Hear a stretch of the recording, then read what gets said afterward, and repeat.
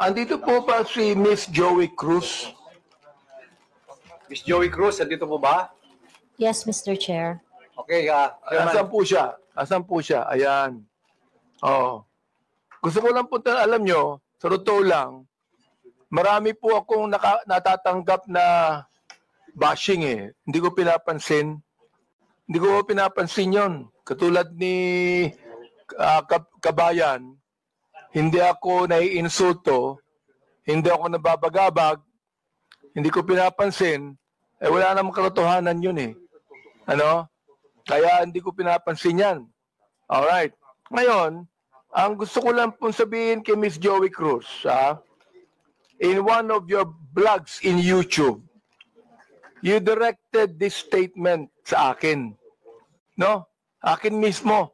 Unang-una, hindi naman kita kilala. Hindi naman kita kaaway. Wala naman akong ginawang masama sa'yo. Tama ba ako, Mr. Chair? Meron po ba akong ginawang masama sa inyo? There is no personal action. Kaya nga, Mr. Chair, sagutin mo lang ako. Meron po ba akong ginawang masama sa inyo? No, meron ba wala? None, Mr. Wala. Wala akong ginawang masama sa inyo, ha? Pinapatunayan niyo yan, ha? Pangalawa, hindi niyo ako kilala. Tama ba, Miss Joey Cruz? You do not know me personally. Correct, Mr. Chair. And Mr. Chair, I do not even know Miss Joey Cruz personally. Am I right? Correct, Mr. Chair. But, you made a statement against me. O ito, babasahin ko ha. O, ang sabi mo, ganito, kung abante, paswelduhan ka ng taxpayer, gago. Tinawag mo akong tinawag mo akong gago. Oh, bakit? Ba't mo ginawa sa akin yun? Gusto mo ba akong umiyak ngayon sa'yo? Sabihin ko, ba't mo ginawa sa akin yun? Bakit mo ako tinawag na gago? Bakit po, Mr. Chair? Please, yes. Mr. Chair, and I think it is already established that we do not know each other personally. Ano po yung pakilakas nga po? Hello, Mr. Chair? Mr. Chair, okay. I think it is already established that we do not know each other personally. Therefore, the statement was said based in a not personal way, but it is an observation of my reaction. Mr. Chair, meron ka pang salita. Your observation is that I'm gago? Is that your observation? This pertains to the public function as I perceive it, Mr. Chair. No, you're public what? Public action, Public Mr. action. Chair. So you mean that is the public that is actually telling me that I'm gago? No, or Mr. is it Chair, you? the statement Let me came ask from you, me. Mr. Chair, is it you? Yes, Mr. Chair. So you were the one that said that, right? Correct, Mr. Chair. Ayun.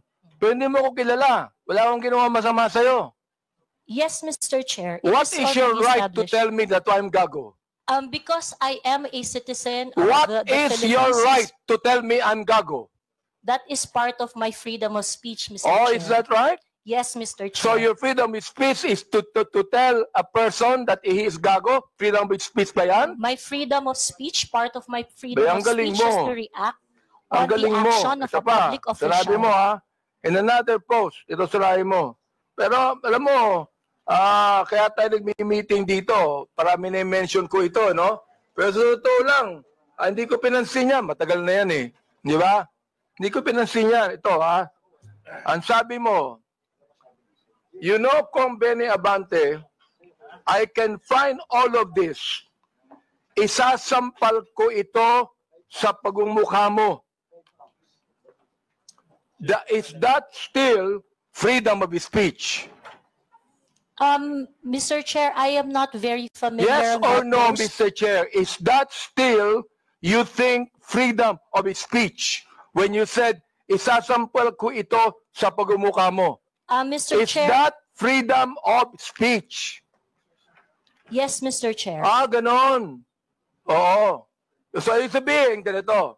If I tell you right now, sasampalin kita, freedom of speech yan. That's part of your freedom, Mr. Chair. Pag sinampal kita, hindi na freedom of speech yan. Of course, sir, it's overt Ay, hindi action na. already. Yes, Hindi sir. na, no? Yes, sir. Oo, ang galing. Mahusay ito. Oo, magaling ka. Oo. Ang sabi mo, I'm going to be Hindi ko masabi to, Mr. Chair.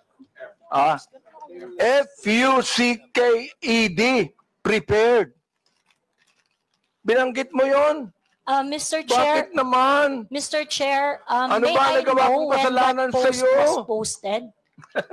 Mr. Chair, Oh. Mr. Chair, so that I can answer intelligently on the question You of, can, Mr. Chair, may I know you can the date answer of the post? intelligently, I but cannot what you answer. said here, is that intelligent? Let me ask you, Mr. Chair. Nung sinabi mo, Conbene Abante, I can find all of this, isasampal ko ito sa pagmumukha mo. Is that intelligent? Mr. Chair, I cannot intelligently answer if I do not know when the post was posted. You don't know, Mr. Yes, Chair? Mr. Chair, I think in a day I post maybe 50, Well, 50 posts in a day.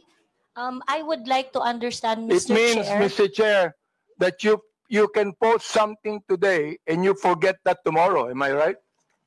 That is correct, Mr. Chair. That's very likely. So, pakiklaro nga, Mr. Chair. Ano yung isasampal mo sa pagmumukha ko? That is why, Mr. Chair, for me to intelligently answer your question, I need to know when it was posted. Well, we are going to get the date when this was said. Thank you, Mr. You would Chair. be able to know. Thank you. Kaya pinapa-confirm ko lang yung statement na yan eh. This ibig sabihin, do you believe, hindi ko na sabihin ang freedom of speech. Do you believe that this falls under protected speech? I'm so sorry, Mr. Chair. May you please repeat Do the you question? believe that this falls under protected speech? Mr. Chair, like I said earlier, I would like to know first the context of the post. But rest assured, Mr. Chair, that when I post in my platform, I make sure that it is a reaction on the news or public action. As a political observer, I always practice. Miss Cruz, is this a political statement? You were saying a political observer. Is this a political statement? Do you believe that using profanities, insults, and malicious accusations online represent fair and respectful, intelligent discourse?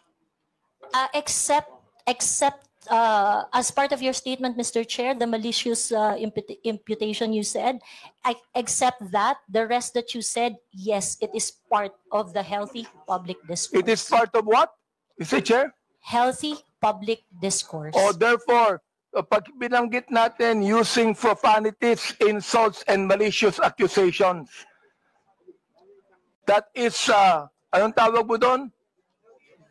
Part of the healthy discourse, Mr. Chair. Healthy discourse. Healthy discourse ba yun? Yung Yes, Mr. profanities, Chair. Yes, Mr. insults, and malicious statements, healthy discourse sa'yo yun. Chair. Yes, Mr. And that's Chair. the reason why, Mr. Chair, that we should now actually craft a legislation to put a stop to Miss Joey Cruz, who seemed to be intelligent, and a woman using profanities, malicious insults, saying it is healthy. Yes, Mr. Chair, I stand by my statement. Everything you said, except the malicious imputation, which I do not do, is part of a healthy public discourse. It is part of my freedom of speech. In fact, it is recognized under the Universal Declaration of Human Rights Act that I It is should be able recognized to where? express my opinion without Miss interference. Joey Cruz, I am the chairman of the Committee on Human Rights, and this is not recognized. profanities, insults, and malicious words are violation of human rights. You violated my human rights. Mr. Chairman, Mr. Chairman, Corrupt. Mr. Chairman, may I inquire, sino po yung sa tabi ni no resource person? Please identify yourself. Are you the lawyer of Yes, Your Ms. Honor. Cruz? I'm Attorney Mark Anthony Manuel. I'm the counsel for Ms. Cruz, Your Honor. Have you entered your appearance here? Yes, Your Honor, please. So Mr. please Chair. be reminded that you can only give legal advice to your client and you ask the chairman. Yes, Your Honor. Please sit not in the resource person at the back. You are not allowed to sit. At the back, you sit at the back. Yes, Mr. Lawyers are not allowed to sit beside the resource persons. And please be advised that ask permission for the chairman. Yes, yes. Also sit at Mr. the back.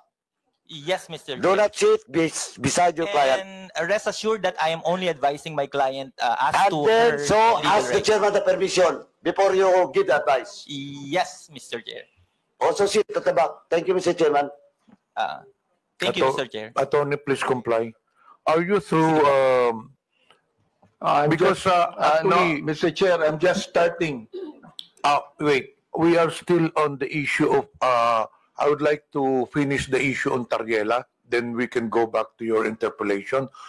Honorable Junicio, are you still